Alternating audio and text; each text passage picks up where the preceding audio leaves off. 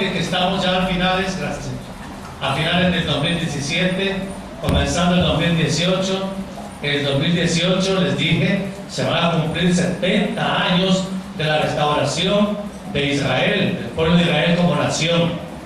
Híjole, eso marca una pauta histórica que vale la pena que la iglesia la considere.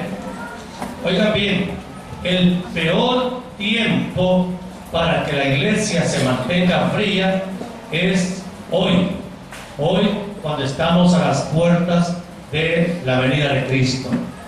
Hermanos, es una locura para aquel que dice ser hijo de Dios permanecer en frialdad espiritual hoy. Es como no hacer nada sabiendo que el final está tan cerca, ¿verdad que no?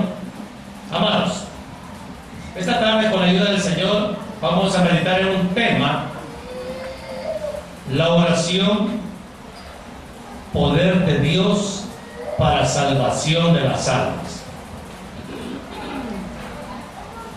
¿Se acuerdan que hace como un mes también predicamos de la oración? ¿O ya no se acuerdan? Ah, de verdad, pastor, predicó de la oración. La oración, poder de Dios para salvación de las almas. Hablamos de la escritura en la primera carta del apóstol Pedro, capítulo 1. Vamos a leer de los versículos 3 al 9. Dice la Biblia, primera de Pedro 3, 1, versículo 3. Oiga bien lo que dice la escritura: bendito el Dios y Padre de nuestro Señor Jesucristo, que según su grande misericordia nos hizo renacer para una esperanza viva por la resurrección de Jesucristo de los muertos. ¿Para qué? Para una herencia, ¿cómo es? Incorruptible, incontaminada e inmarcesible, reservada en los cielos para vosotros, que sois guardados por el poder de Dios, ¿mediante qué? Mediante la fe, para alcanzar ¿qué? La salvación que está preparada para ser manifestada en el tiempo postrero, en lo cual vosotros os alegráis, aunque ahora, por un poco de tiempo, si es necesario, y vaya si es necesario, tengáis que ser afligidos en diversas ¿qué? Pruebas. ¿Para qué? Para que sometida a prueba vuestra fe, mucho más preciosa que el oro, el cual, aunque perecedero, se prueba con fuego, sea hallada esa fe en alabanza, gloria y honra cuando sea manifestado Jesucristo, a quien amáis sin haberle visto, en quien creyendo, aunque ahora no lo veáis, os alegráis con gozo inefable, como la iglesia, y glorioso, obteniendo el fin de vuestra fe. ¿Cuál es el fin de nuestra fe? Es la salvación de vuestras almas. Eso dice el texto bíblico. Aquí no hay invento. Hermano, esto tenemos que explicar a la iglesia. Pero para entender el mensaje, ¿qué tenemos que hacer primero, Carlitos? Orar, porque a veces a uno no entiende. Y esta ciudad les voy a decir esto: algunos de ustedes me han dicho que no me entendieron el mensaje. ¿Quiénes algunas veces no me entienden el mensaje? ¿Se entiende, hijo? ¿Se entiende? Marielita, ¿se entiende? ¿De verdad? ¿Se entiende, hijo? Entonces, ¿por qué me dicen que no lo entienden? El diablo habrá conmigo. Vamos a orar. Amado Dios y Padre bueno, le doy gracias. Gracias, mi Señor, porque es importantísimo que la iglesia entienda perfectamente la palabra que se predica, el evangelio que anunciamos. para que la iglesia compruebe el poder de la oración, intercediendo por los condenados, para que ellos lleguen a ser salvos por el poder del Evangelio. Dios mío, ayúdenos a comunicar esta palabra de una manera, mi Dios, acertada, para que el pueblo, mi Dios, se goce en que hay de verdad esperanza para aún el perdido más sin esperanza, porque el Evangelio es poder de Dios para salvación.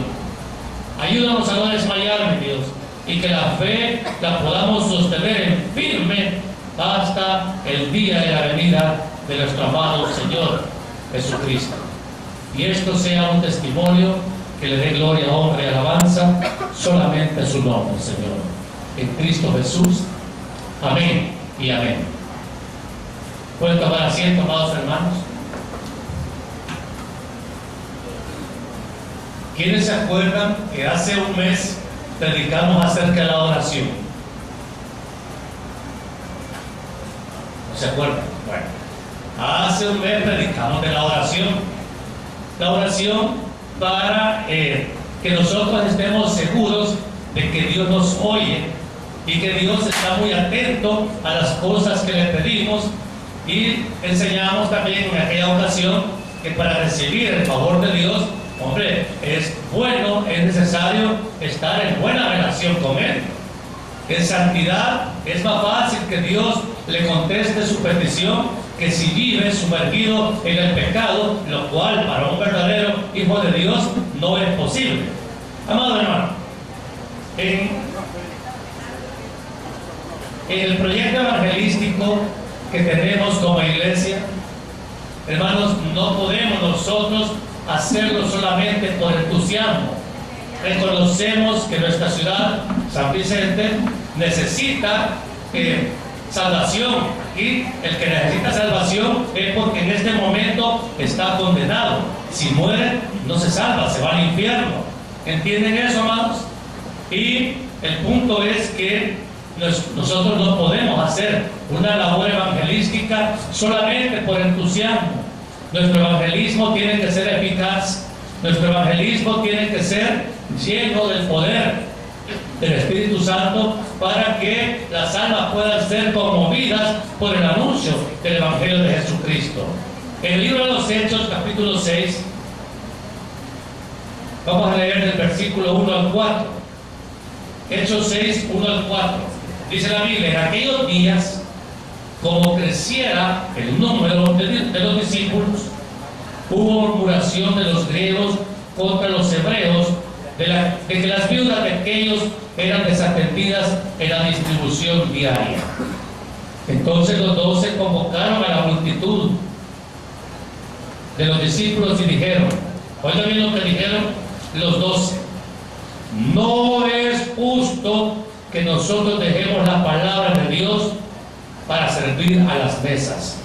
Buscad pues, hermanos, de entre vosotros a 7 varones de buen testimonio, llenos del Espíritu Santo y de sabiduría, a quienes encarguemos de este trabajo, y nosotros, o sea, los apóstoles, persistiremos en ¿qué cosa?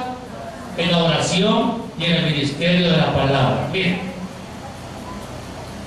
temprano en la historia de la iglesia le amaneció a los apóstoles que era necesario dedicar tiempo a la oración y a la palabra. Dos cosas que la iglesia hoy ha descuidado gravemente, porque hermanos, resulta que ahora poco nos gusta orar. Y esta semana tuvimos un evento allá en nuestra amada iglesia Josué Central, y entre otros predicadores estuvo nuestro hermano Juan Bueno, y dijo unas palabras que realmente a mí por lo menos me conmovieron. Él dijo: iglesia que no ora, iglesia que está muerta. Repitamos eso. Ok. Porque hermanos, la oración nos da comunión con Dios. Y si nosotros somos verdaderamente hijos de Dios, la comunión con quien necesitamos. Vean esa niña con su madre. Ella está tranquila y dormidita porque está en comunión con su mamá. Si otra hermana se la tiene, se despierta porque va a reconocer de inmediato: estos no son los brazos con los que yo me siento realmente cómoda, segura. Así son los hijitos. Entonces el hijo verdadero busca seguridad, apoyo y confianza en su padre, su madre. Entonces el hijo de Dios, si verdaderamente no ha sido de nuevo, va a buscar la comunión con Dios a toda hora, porque le es necesaria. La oración para nosotros, amados hermanos, no es una opción, sino que una necesidad. Yo no creo que a usted, a la hora de que le sirven el almuerzo, le sirven el plato completo y usted solo se come un granito de arroz. ¿Verdad que no? Usted se lo come todo y hasta se queda con hambre. Pero, hermanos amados, nuestras oraciones a veces son así. El Señor nos tiene mesa servida y nosotros solo comemos un granito de arroz y ya nos damos por satisfechos, como que realmente con esa raquítica oración nosotros vamos a estar fuertes espiritualmente. ¿Por qué somos débiles espiritualmente? Porque no oramos. Porque no oramos. No oramos. Estamos, hermanos, en una crisis de oración. Y fíjense que ya se los he comentado en otras ocasiones. Mi pastor filial, el hermano Héctor, él abunda en ese consejo. Y me dijo una vez, cuando estábamos en el retiro de pastores: cierre todo, hermano, y meta a la iglesia a orar. Y dedíquese solo a orar, y solo a orar, y solo a orar, pero a orar de verdad. Y hermanos, por años el hermano Héctor, desde que lo conozco, ha insistido en ese consejo. Y por años no se lo hemos tomado muy en cuenta. Qué tristeza, porque hermanos, quien levanta una obra, quien lo hace a uno renunciar al pecado, es Dios. Nosotros no podemos. Y hermanos, nosotros por eso, por la oración, tenemos que acercarnos confiadamente al único que puede ayudarnos, al único que nos puede realmente traer soluciones verdaderas a las crisis espirituales, materiales y sentimentales o emocionales que tengamos. No hay nadie más. Si no es Dios, nadie va a cambiar una realidad. ¿Cómo se comunica uno con Dios? Orando. ¿Y por qué, si está tan enredado en tantos problemas, en tanta crisis, viendo tanta condenación, por qué no doblamos rodillas y oramos a Dios? Porque, hermanos, si la iglesia no ora, y siendo la iglesia la luz del mundo, la sal de la tierra, ¿qué va a cambiar aquí en San Vicente? La oración de unos pocos, pero una oración ferviente y en el Espíritu, va a cambiar esta ciudad. Va a impactar desde aquí al mundo. Pero si no oramos, hermano, y solo estamos gritar y gritar, y en activismo de iglesia, hermano, eso no va a cambiar la realidad. Tiene que haber humillación delante de Dios. Porque, hermanos, el que no ora es porque está infectado de soberbia. Y le dice, no orar, y como decirle a Dios: no, Dios, hoy no te necesito, hoy voy a salir por mis propias fuerzas. ¡Qué arrogancia! Sí, mire, es que la soberbia es el gran pecado del hombre. Yo, de esta voy a salir yo solo. No. Y la esposa, ora. Bueno, déjame, hombre, le molesta que le diga, ora. Hermanos, lo que le está diciendo: yo soy autosuficiente, no necesito a Dios. Hermano, ¿cómo va a cambiar una familia, una sociedad, una ciudad sin la oración? Que humillados delante de Dios reconozcamos nuestras incapacidades para resolver las cosas por nosotros mismos. ¿Puede cambiar San Vicente sin la oración de esta iglesia? Entonces, pero es más fácil criticar el pecado de la ciudad que clamar por los pecadores, porque nadie intercede por los pecadores. Ayer estaba orando acá y oiga bien, porque estamos orando todos los sábados de 5 a 7 por San Vicente, por salvación para San Vicente. Hermanos, me puso el Señor este pensamiento. Nosotros acá enfrente tenemos un lugar donde se practica mucho el pecado. Y habrán ahí 40 mujeres que están practicando el pecado. ¿Y qué hacemos nosotros por ellas? ¿Verdad que las desechamos? Como que no fueran dignas de la salvación que nosotros hemos recibido también por la gracia de Dios. Yo también, y todavía me preguntó el Señor, ¿tú crees que todas esas mujeres no pueda yo levantar ahí una mujer de Dios, una pastora? Porque ahorita nosotros las tenemos muy bien cómodas en el infierno y nadie ora por esa gente ni por la clientela que tiene. Enfrente de la iglesia nos ha puesto el Señor un lugar de abierta práctica pecaminosa. Y los cristianitos nos hacemos así: hoy no voy a pasar por esa acera porque hay mucho pecado. Y las marginamos y los marginamos. Y nos caen mal todas las cosas pecaminosas que los vemos hacer. Porque, claro, nosotros ya no hacemos eso, decimos. Y, hermanos, pero ¿quién nos ha dado el derecho a nosotros a marginarlos del reino de los cielos? Predicamos el domingo pasado ¿de qué? Del reino de los cielos. Y nosotros estamos sacando a los pecadores del reino de los cielos. ¿Acaso nosotros no vivimos en condenación muchos años de nuestra vida? ¿Quién hubiera dicho que Dios iba a tener misericordia de mí y que me iba a extender su gracia y que me hubiera dado la fe para creer en el Evangelio? Hermanos, si yo era tan pecador como todos los pecadores que ustedes pueden ver acá, y sin embargo hubo una persona que pasó orando por nosotros, hermano, y yo no di cuenta a esa edad, pero al final la obra de Dios se manifiesta en salvación. Por tanto, amados hermanos, la iglesia tiene que hacerse responsable que si hay tantos condenados en esta ciudad, también nosotros tenemos la culpa, porque no les anunciamos el Evangelio de Jesucristo y no oramos por los pecadores. Los dejamos en el infierno, y si los dejamos nosotros en el infierno, somos responsables de no orar por ellos, para que Dios extienda su misericordia y los lleve a salvación. ¿Me estoy dando a entender, hermano? ¿O no se entiende lo que he dicho? Ok. Entonces, los apóstoles lo entendieron. No, hombre, tenemos que orar, tenemos que meternos con la palabra. Si no hacemos eso, el reino no se extiende. Y vamos a predicar y predicar por gusto. Porque muchas veces es lo que hemos hecho en esta iglesia. Hemos predicado y uno pierde más tiempo preparando el mensaje que doblando rodillas para que el mensaje impacte al pecador.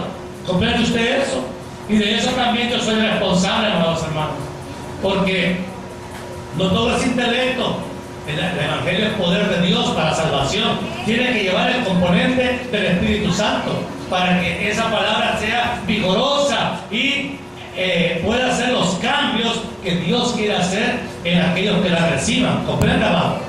Entonces, la oración, entonces, hermanos, los apóstoles se dieron cuenta que a pesar de que el Señor los estaba enriqueciendo con milagros y maravillas y la iglesia iba extendiéndose, dijeron: no podemos dejar de orar, no podemos dejar de estudiar la palabra, porque si nos dedicamos nosotros a estar haciendo la jardinería de la iglesia, pintando la iglesia, limpiando las sillas y todo, hermano, nosotros hemos sido llamados a orar en la iglesia para conquistar con las rodillas lo que el diablo está robando por el pecado. Entonces, hermanos, el Señor Jesús envió a sus discípulos. Cuando Él fue al cielo, antes de irse les dijo: ok, vayan a orar primero al aposento alto, no se vayan así. Si ustedes se van sin oración, miren, se van a topar que en el mundo hay un príncipe que manda, es el diablo. Y la guerra del evangelismo es contra Satanás y sus huestes infernales. Y para eso, hermano, uno no se va a enfrentar a un demonio sin estar preparado. ¿Por qué nos vence la tentación? ¿Por qué nos vence la prueba? Porque no estamos preparados. Y si la tentación y la prueba nos vencen, mire, el demonio nos va a vencer, pero sí, no solo con un dedo. Porque no estamos fuertes en Cristo para resistir mire, una vez se siente los bufidos de Satanás, ahí se está moviendo alrededor de nosotros y todavía le tenemos miedo.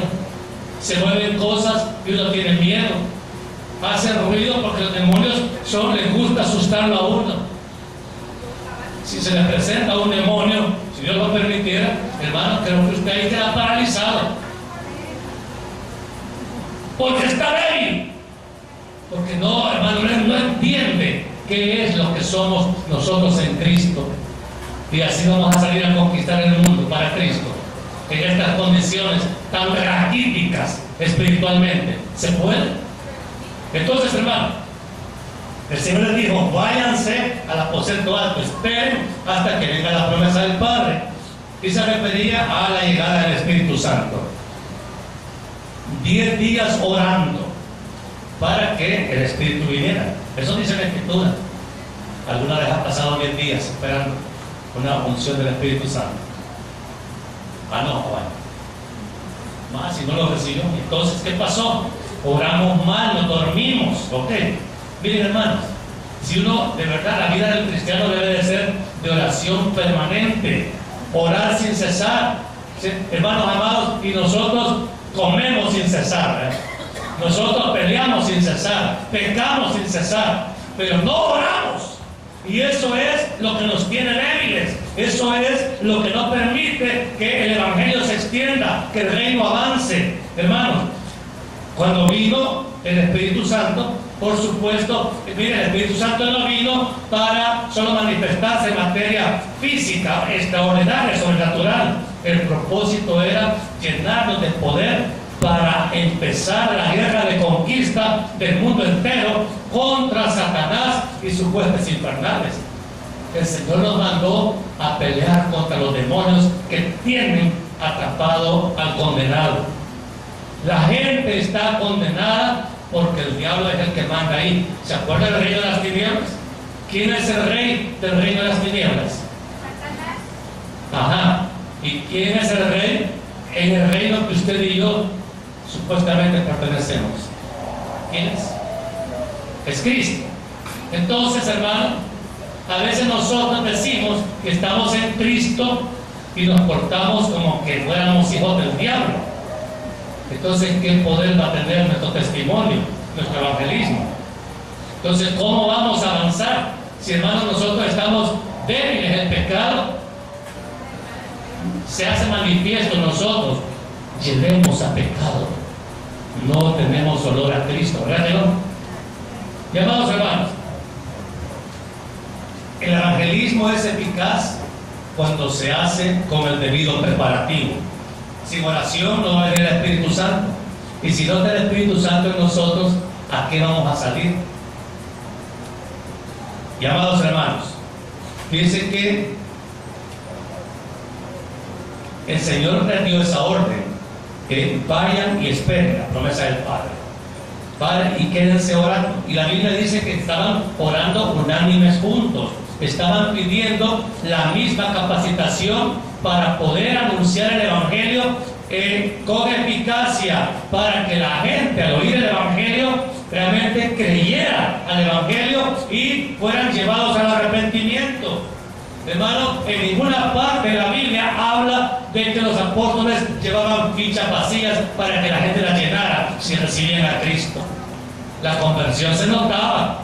Y, hermano, no hace falta que usted llene una etiqueta o una credencial. Si tiene el Espíritu Santo como sello, como marca de Jesús en su vida, se va a notar. Y si no lo tiene, también se va a notar.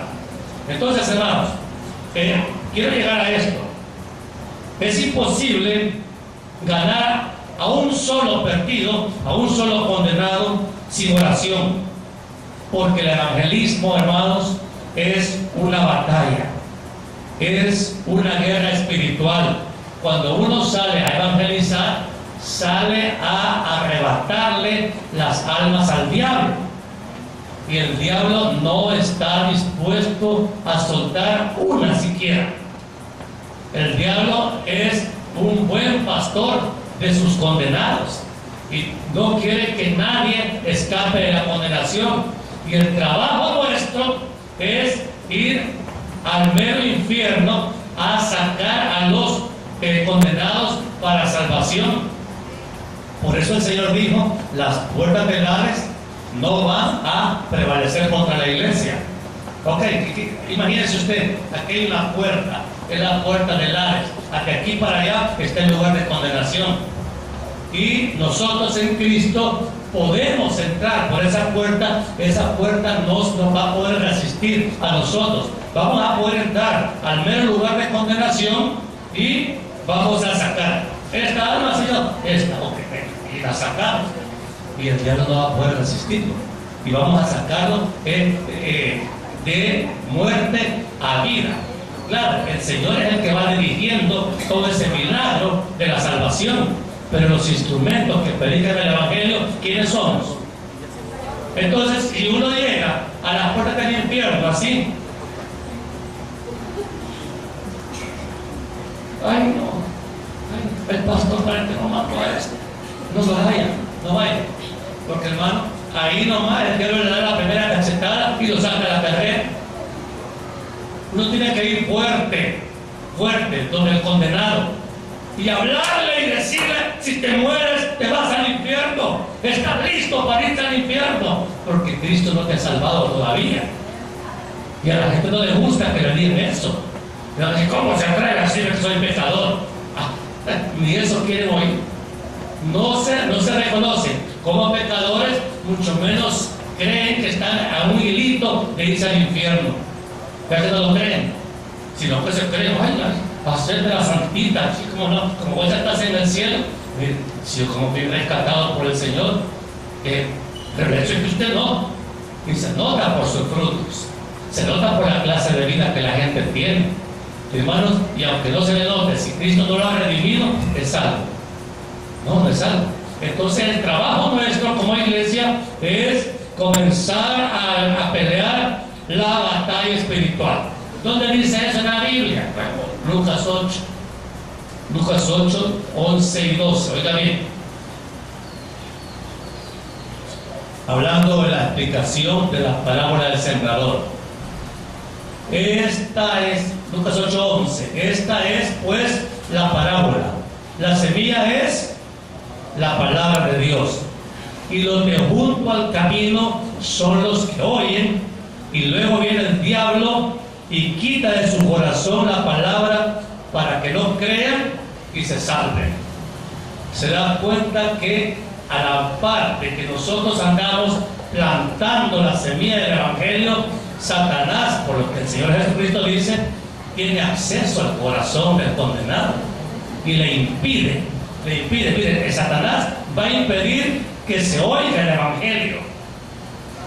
Ya cuando usted logra, porque ha orado, que esta persona que le dice, porque hay gente que le dice así: mire, respéteme mi religión y no se meta conmigo, yo respeto la suya, no quiero oír el Evangelio. Entonces, no, con ese no pelee. Ore para que quiera oír el Evangelio, pero no solamente oírlo, sino que cuando lo oiga dice: qué bonito está eso. Ya con eso es un avance, pero todavía no es algo, porque el Evangelio lo tiene que llevar a arrepentimiento y a reconocer su calidad de pecador o de pecadora y pedirle perdón a Dios por toda la vida pecaminosa que ha llevado, y Dios lo va a perdonar. Y cuando Dios perdona, entonces redime, porque entonces ahí es donde está el milagro. Dios es el que dirige todo ese proceso, pero nosotros tenemos que estar llenos del Espíritu Santo para poder ejecutar la parte que como evangelistas nos toca. ¿Vamos entendiendo, hermanos? Bien, entonces el diablo está ahí. Si puede robar la semilla del corazón, entonces la gente no va a creer y no se va a salvar, y el reino de las tinieblas va a seguir prevaleciendo. ¿Verdad que sí? Entonces, hermano, pero oigan, el Señor dijo que el infierno no iba a poder contra la iglesia. Y entonces, hermano, significa que el poder de una iglesia llena del Espíritu Santo es mayor que las puertas del Hades. ¿Sí? Una iglesia que no tenga el poder del Espíritu Santo difícilmente se puede reconocer como iglesia.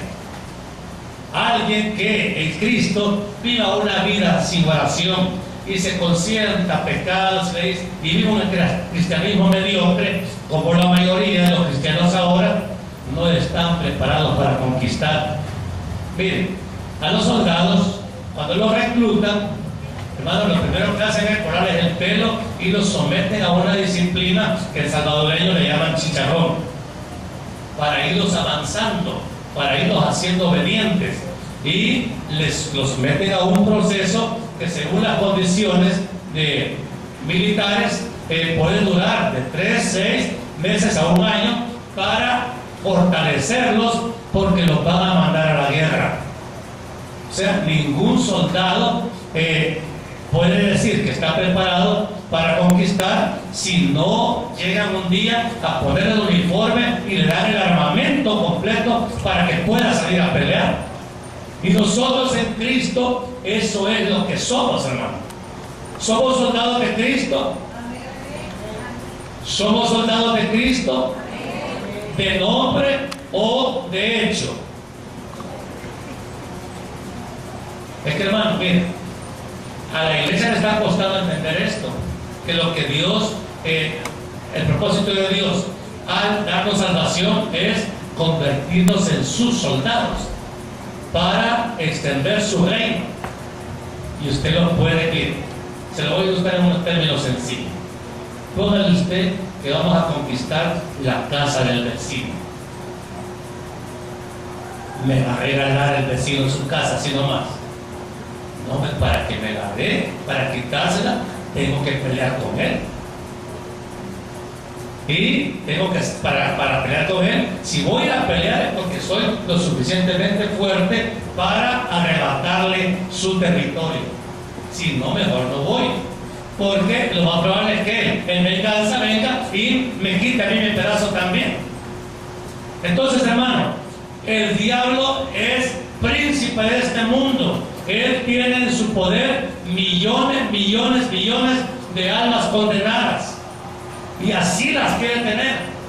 Y el deber de nosotros como iglesia es pelear la batalla contra la condenación, contra el infierno, porque la iglesia de Cristo es la única que tiene el medio que Dios dio para arrebatar las almas de los condenados, y eso es el Evangelio de Jesucristo.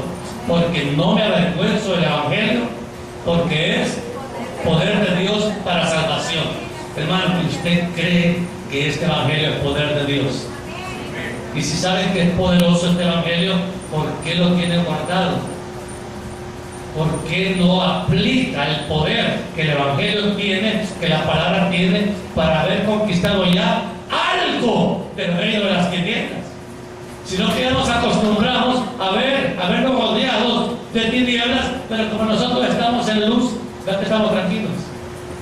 Y el llamado es a conquistar. Ahí está ese rótulo, mira, esa banner, conquistando. Hija, estamos conquistando. Pero está conquistando el pecado, la pereza, la frialdad, la indiferencia a Dios. Miren, hermanos de allá atrás, consideran que somos temerosos de Dios. ¿Somos obedientes a Dios? ¿Amamos a Dios, amado Luis? Amamos como amamos a la escoba. Pero a Dios hay que amarlo, ¿sí?, de todo corazón, con pasión, con celo. Hermanos, reconozcamos que para una conquista espiritual necesitamos prepararnos. Y la única manera es la oración, porque la oración desata el poder de Dios para arrebatarle las almas a los demonios y trasladar a los condenados de muerte a vida. Ese milagro solo Dios lo puede hacer. Entonces, hermanos, primeramente, ¿quiénes reconocen humildemente que están raquíticos espiritualmente?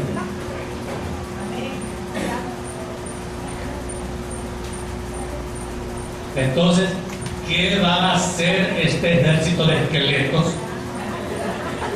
Conquistando a demonios que están aquí en cholotones, porque los demonios tienen músculo, hermano, y los demonios dicen: vaya, ven, pelea conmigo.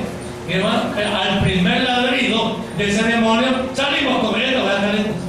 Entonces, hermano, si no podemos vivir en santidad, si no podemos y protestamos por todo, al diablo le conviene tener la iglesia así, para que nos vayamos poniendo cada día más raquíticos y no salgamos a pelear la buena batalla de la fe que Pablo sí peleó. Entendió: Dios me ha constituido como apóstol a los gentiles y no puedo yo conquistar nada si no estoy realmente preparado. Entonces, amado, la primera pregunta que les quiero hacer: ¿entiende, hija, que la salvación es un milagro? ¿Usted entiende que la salvación es un milagro? ¿Y los milagros quién nos hace, hija? Solo Dios los hace. A nosotros nos mandó a anunciar el Evangelio, pero la respuesta de Dios al anunciar el Evangelio es: el Señor añadía cada día a la iglesia los que habrían de ser salvos. Él es el que decide: hoy viene, tiramos la gran red, y Él sabe cuáles son los peces que van a caer. Y se acuerdan de la parábola de la red que explicamos la semana pasada, de lo que cae en la red. Vean que hay unas cosas que hay que quitar, y solo se recogen las cestas los peces que son verdaderamente buenos. Eso dice Mateo 13, la parábola de la red. Entonces, hermanos, ninguno de nosotros somos salvos sin que alguien haya orado por nuestra salvación. Mire, usted ni sabe quién oró por usted. Tú no sabes quién oró por ti, ya que no sabes quién oró por ti, pero alguien tuvo que haber pedido tu alma, porque estabas en condenación, hijo. Estabas casi a un hilito de irte al infierno, pero alguien oró por ti y Dios tuvo misericordia y te dio por su gracia la fe para creer en el Evangelio. ¿Quién hace eso? ¿Lo hago yo? No, lo hace el Espíritu Santo. Esa es su obra. Entonces, hermano, por eso en la carta de Pedro que leímos, los versículos 1 de Pedro 3 y 4 dice: miren lo que dice la Biblia: bendito el Dios y Padre de nuestro Señor Jesucristo. O sea, es al Padre al que se le está dando esa bendición, que según su grande misericordia nos hizo renacer. Renacer es el nuevo nacimiento, para una esperanza viva por la resurrección de Jesucristo de los muertos. O sea, es el Padre el que nos da el nuevo nacimiento. ¿Lo dice la Biblia claramente o no? Entonces, hermano, y dice el versículo 4, ¿para qué? Para una herencia. Miren, hermano, es que estos son los tesoros que valoramos nosotros, hermano. Una herencia incorruptible, incontaminada e inmarcesible, reservada en los cielos para nosotros. El gran regalo que Dios nos ha dado, que es la salvación, y nosotros no la valoramos tanto, ¿verdad? Que chivo el cielo. Como no sé cómo es y no oro, no me doy cuenta del gran tesoro que he recibido de parte de Dios. Entonces, mire, hermano, yo quiero recordarle que el diablo tiene cautivo al pecador condenado, según en Corintios 4.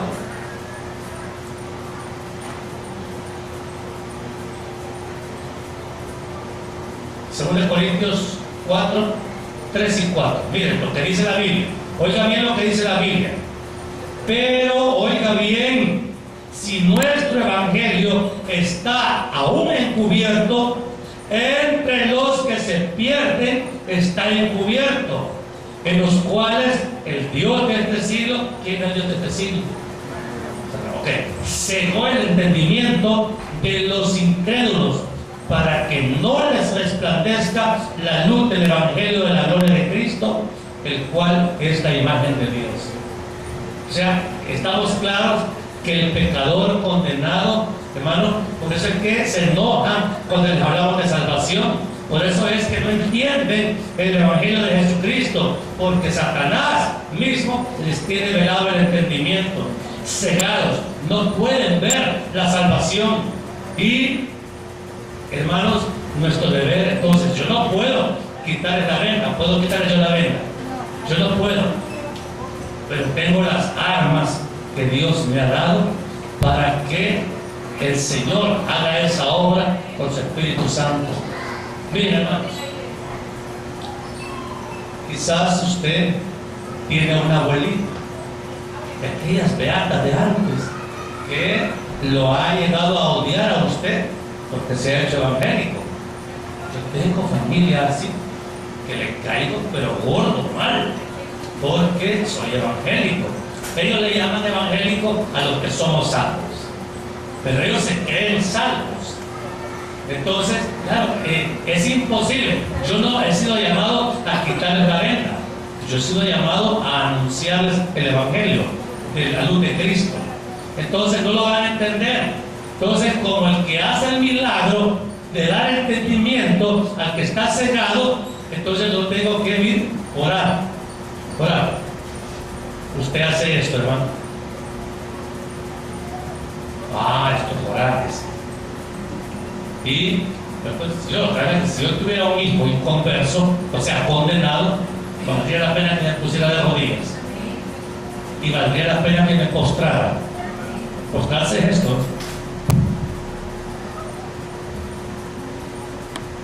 Porque si yo no me postro por mis hijos condenados, se van a ir al infierno. Mejor no los hubiera tenido.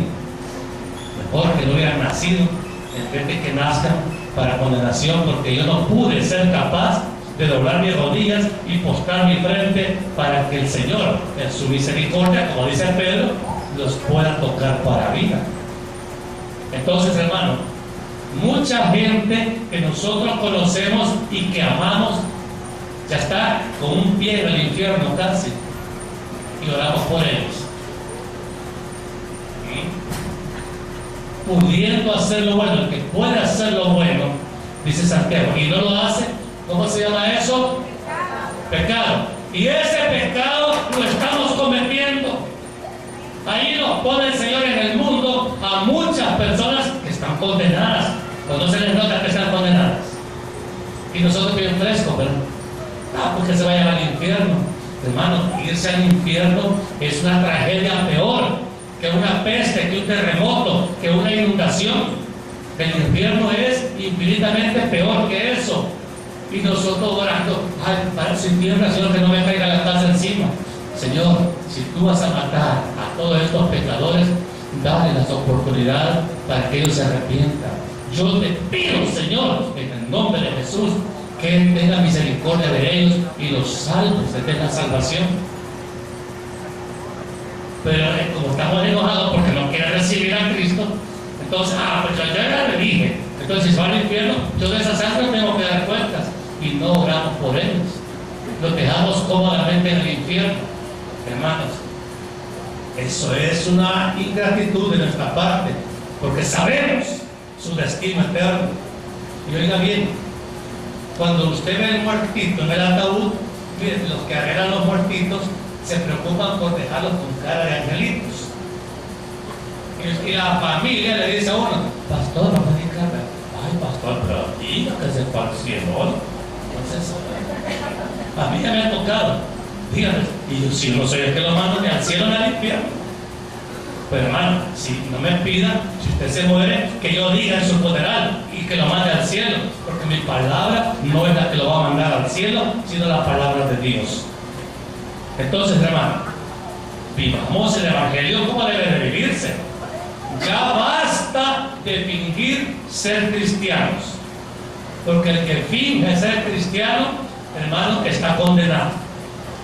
El que finge, hay gente que parece cristiana, pero su vida no refleja nada. Y ya tiene 20 años, está en el mismo cuento y todavía dice, no, si yo ya recibí a Cristo. Hermano, usted está muerto todavía. Si se muere, se va al infierno. Muy duro eso, pero es la verdad. Entonces, hermano, Efesios 2:1 es el texto más contundente para que sepamos que la salvación es un milagro. Y Él, ¿qué dice la Biblia? Y Él os dio vida a vosotros cuando estabais muertos en vuestros delitos y pecados. O sea, hermano, eso no necesita mayor interpretación. Él es el que da la vida. O sea, y si habla la Biblia de que Él nos dio vida, ¿a quién le da la vida? El Señor. Al que está muerto. Él tiene que estar muerto para que pueda ser lleno de la vida. Entonces, hermano, comprendamos que la salvación es un milagro. Es el milagro de milagros. Es milagroso, hermano. Más que sanidad de un cáncer, más que usted tenga una crisis económica horrible y Dios le proveyó y hasta le sobró dinero, más glorioso, el más glorioso de los milagros, y esto lo dice con insistencia mi pastor, el hermano Lisandro, el milagro de milagros es la salvación, hermano, y por ese milagro hay que pedir. Cuando alguien se enferma, no pedimos por el enfermo. Si alguien está ahí en escasez porque se ha endeudado locamente, ahí está llorándole al Señor. Y por eso sí pedimos. Y por la condenación de la abuelita, del tío, del amigo, del primo, o el esposo o la esposa, por eso los pedimos. ¿Quién nos ha enseñado a no pedir por ellos? El enemigo nos tiene aquí burlados porque dice, si estos se ponen a orar para que el condenado se salve, Dios va a responder. Entonces mejor los entretengo con otras cosas, que pidan por otras cosas, menos por la salvación de los condenados. ¿Verdad que los engañan con facilidad? Entonces, hermanos, la salvación es un tesoro tan valioso que nosotros tenemos que arrebatarlo. Desde entonces el reino de Dios sufre violencia. ¿Y quiénes son los que lo arrebatan? Los violentos. Nosotros tenemos que hacer violencia contra el infierno. No tenerle miedo al infierno. ¿Por qué le tiene miedo al infierno todavía, no? Entonces, ¿cómo tenemos que entender el evangelismo? Mire, porque nosotros nos vamos a meter seriamente en un proyecto evangelístico de gran envergadura. Nosotros queremos conquistar San Vicente. Y la vamos a conquistar, hermano. Pero tenemos que estar preparados. Entonces, porque esta guerra, Satanás no va a soltar a sus condenados de San Vicente así nomás. ¿Cuántos condenados querés, Carlitos? 50, vaya, pues, aquí está. 50 condenados. Satanás no queremos sino. Doy la orden de que se vayan allá con el hermano Carlitos. Así lo va a hacer el diablo. ¿Querés 50? Feliz, quitármelo, pues. Ay, no, fíjate, ahí solo con eso ya te mató la moral. ¿Verdad que sí? Yo quiero todos los del juzgado. ¿Cómo no? Lo puede entregar el Señor así. El diablo así. No, te llega el trabajo, te lo puede entregar a los condenados. En todas partes, en el envío, regala el diablo a sus condenados. En ninguna parte el diablo regala a sus condenados. Hay que quitárselos. Hay que arrebatárselos. Es una guerra que reclama preparativo. Según el Corintios 10, 3 y 4. Oiga bien.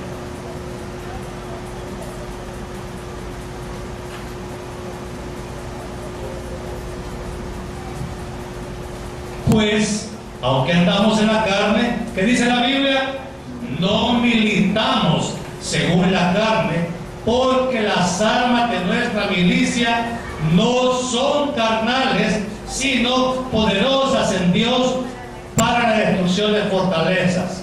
Satanás tiene sus fortalezas muy bien armadas alrededor de los condenados para que no se les escape ninguna.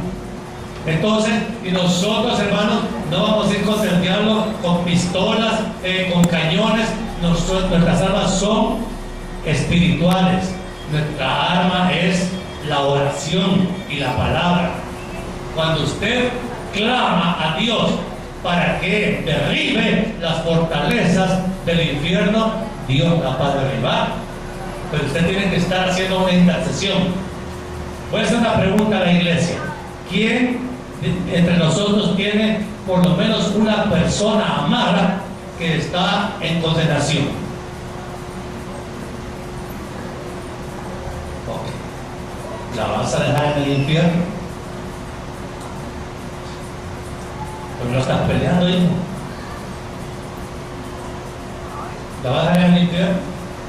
Pero estamos tan frescos cuando vemos ahí la familia condenada y nosotros no hacemos nada. Hay que pelear. Eso es pelear la buena batalla de la fe. Para ganar esa batalla necesitamos un recurso indispensable, que es la fe. No la fe para salvación, que ya la tenemos, sino la fe que nos da certeza de que el diablo no nos va a vencer. Vamos a quitarle las almas de los perdidos al diablo, porque él los tiene en su poder y no está dispuesto él a entregarlos. Ok, claro, yo ya sé que no los va a entregar, el que Dios se los puede ir a quitar en el nombre de Jesús.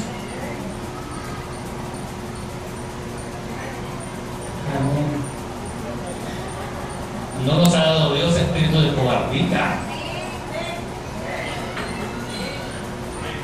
La victoria es segura si la estrategia espiritual que seguimos es la correcta. El preparativo tiene que ser el debido. A veces nos engordamos tanto oyendo mensajes en la iglesia, en el internet. Ay, qué bonito, pero que este maestro y todas las cosas. Y usted sigue engordándose espiritualmente y desengorda. Sino que mire, usted come a veces evangelio chatarra y piensa que es buen evangelio. Pero el buen evangelio de Jesucristo nos tiene que llenar de coraje espiritual para pelear la batalla. Mire, un soldado que va a la guerra lo motivan en el cuartel para que se le vaya el miedo y andan corriendo en las calles diciendo: somos vencedores, nadie nos detiene, nadie nos... ¿Los han visto? Pero nosotros los cristianos, ¿cómo cantamos?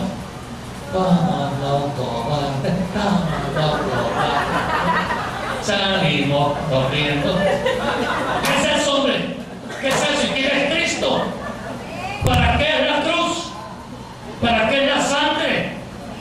No, hermano, miren, estamos demasiado cobardes. Y la batalla se tiene que pelear con fe, con valor, con seguridad de que la batalla no la vamos a perder. El diablo nos tiene todos cacheteados porque no somos capaces de enfrentarlo. Miren, esta lucha contra el diablo está produciendo un papagazo. Te tengo la planta de mis pies y el diablo seguir así. Quitarme un alma, pues. Quitarme un alma. Y no se la quita, porque la victoria contra el infierno es arrebatarle las almas de los perdidos. Eso es lo que tenemos que hacer como iglesia. Y el diablo nos tiene entretenidos haciendo cualquier cosa menos peleando la batalla para que Cristo nos ha llamado. Las armas de nuestra milicia. ¿Qué es una milicia? Es un ejército, ¿no? Donde hay disciplina militar para pelear la batalla y no la estamos peleando. Yo sé que algunos hacen el intento, pero hermanos, porque quizás el diablo estaba dormido en ese momento y no hizo mucha oposición. Pero hermanos, miren, la oración tiene que ser ferviente. Miren, hermanos, nosotros estamos viendo resultados con nuestras oraciones, que apenas vamos empezando, y ya se empieza a respirar otro aire espiritual en la iglesia. Estábamos totalmente aplastados, hermano, y no había manera de detener eso. Entonces, las rodillas son para eso, la humillación es para eso, porque Dios es el que restaura las iglesias que le claman y que le piden valor, capacidad para pelear la batalla de la fe. Y la batalla de la fe es segura. Pero esa cobardía que usted se maneja, hermano, wow, y ahí está, y fuera que usted tan tranquilo con ese espíritu de cobardía. ¿Verdad que sí? Entonces, oigan bien, Efesios 6, 18 y 19. Fíjense bien, ¿quién estaba hablando? El apóstol Pablo. Efesios 6, 18 y 19. Pablo decía a los efesios: orando en todo tiempo, con toda oración y súplica en el Espíritu, y velando en ello, como con toda perseverancia y súplica por todos los santos y por mí. Ore por mí, a fin de que al abrir mi boca me sea dada palabra para dar a conocer con denuedo el misterio del Evangelio. Miren, hermanos, yo a veces, y quizás me he equivocado en eso, perdónenme, pero he vivido creyendo que ustedes oran por mí. Es que estaba bien equivocado. Yo a veces creo que uno a veces es todo así como amador. Entonces, y uno crea, yo mismo creo que en sus oraciones estoy yo, porque soy su pastor. Hermano, ¿qué hago yo sin sus oraciones? ¿Qué puedo hacer? Pero a usted le resulta más fácil criticar que orar por mí. Acabaron.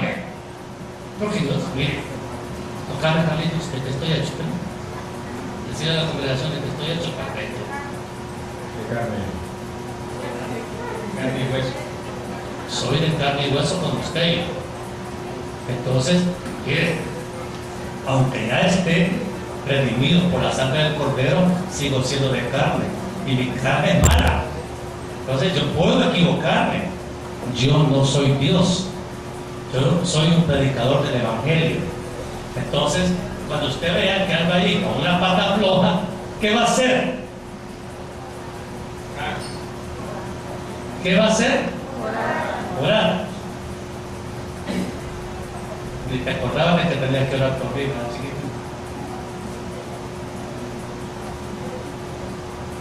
Y ustedes oran por mí. Allá, cuando se acuerdan, hermano, como que el diablo va a estar ahí. Me está orando mucho, no lo voy a tocar. Si el diablo encuentra una bendita para matarme, lo va a hacer si Dios me da permiso. Entonces, hermano, agarró el escudo. Hermano, la oración. Pablo, el gran siervo y soldado del Señor, juega a los efesios: oren por mí para que cuando yo predique me sea dado. Es decir, dar a conocer con éxito el misterio del Evangelio. Que le puedan decir a los condenados: si porque estás frito, si te moriste vas al infierno. Y que ese pecador que oiga esa palabra diga: lo toque el Espíritu Santo. No, yo no quiero ir al infierno. Mi hermano, y la gente fue movida al arrepentimiento por eso. Recuerden, hermanos, que la fe y la gracia son dones de Dios. La salvación es por obras, para que nadie se gloríe. Sino, Efesios 2, 8 y 9. Porque es importante que lo leamos. Efesios 2, en realidad.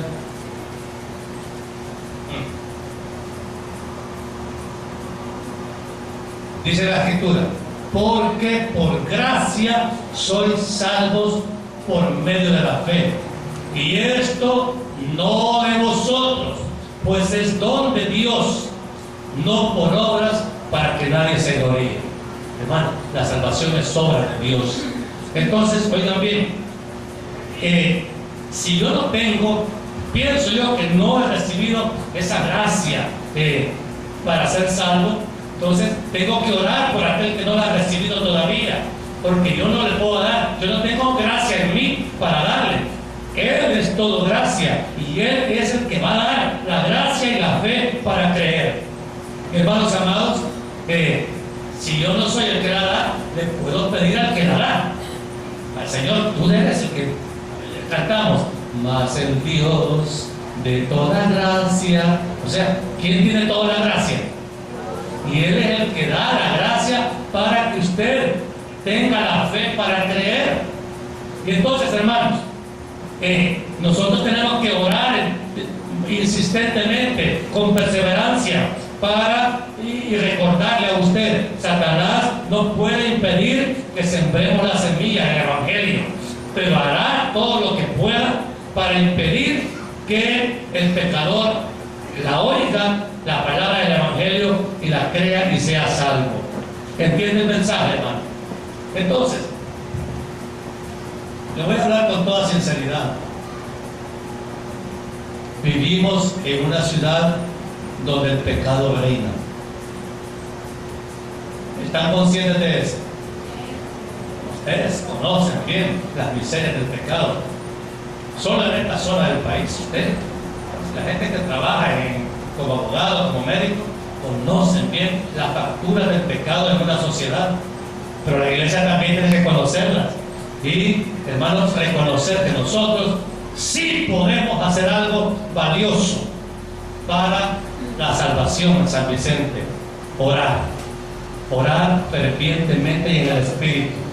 Orar, clamar. Mire, el Espíritu Santo nos puede llevar, después de ya un ejercicio prolongado de oración, a un quebranto de corazón por la condenación del pecador.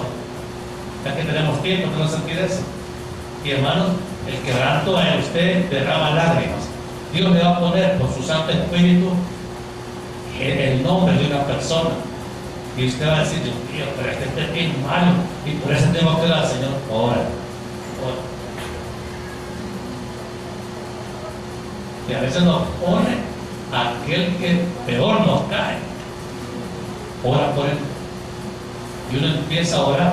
Y mire, cuando ya uno empieza a orar y empieza la obra del Espíritu Santo en oración, hermano, llegan momentos de verdadero refrigerio espiritual, de quebranto espiritual. Y cuando usted en su quebranto espiritual le dice: salva, Señor, a mi madre, ten misericordia, tenga por seguro que esa oración lleva al cielo y prepárese para oír la respuesta de Dios.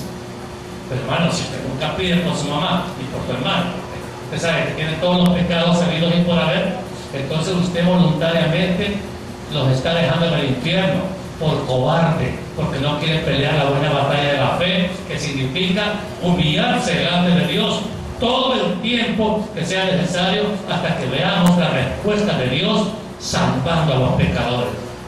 Cristo ya viene y usted dice: yo no voy con Cristo. No se va, hermano. Si no está intercediendo por los pecadores, se va a ir. ¿Qué creen? ¿Que se va o no se va? ¿Usted quiere irse así sin pelear la buena batalla de la fe?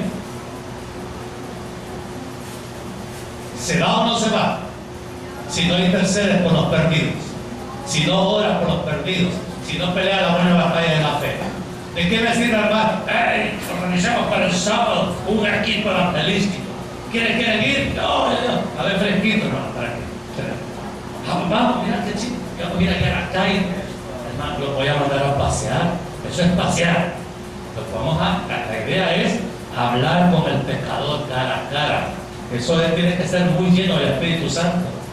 Por eso, hermanos amados, nosotros estamos preparando la iglesia para que se fortalezca espiritualmente. Hemos suspendido el resto del año los grupos familiares, igual que el ministerio de hombres, pero no para que estés ahí descansando. ¿Qué tenemos que hacer? Orar, porque se nos están yendo al infierno.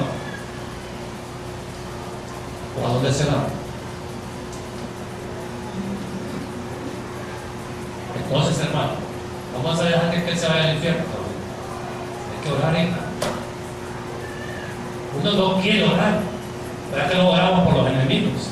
Y los enemigos son los que no son salvos todavía.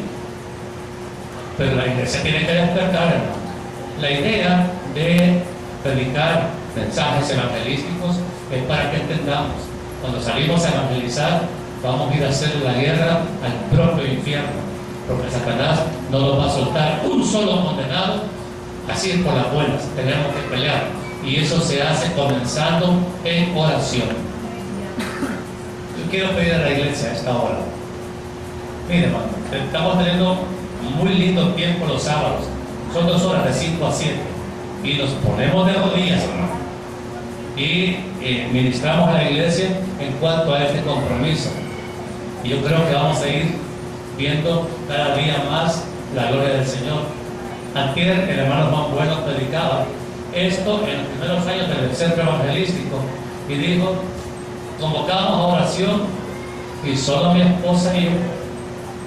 La siguiente semana, solo mi esposa y yo. A los 6 meses se les añadió la segunda pareja, pero no dejaron de orar.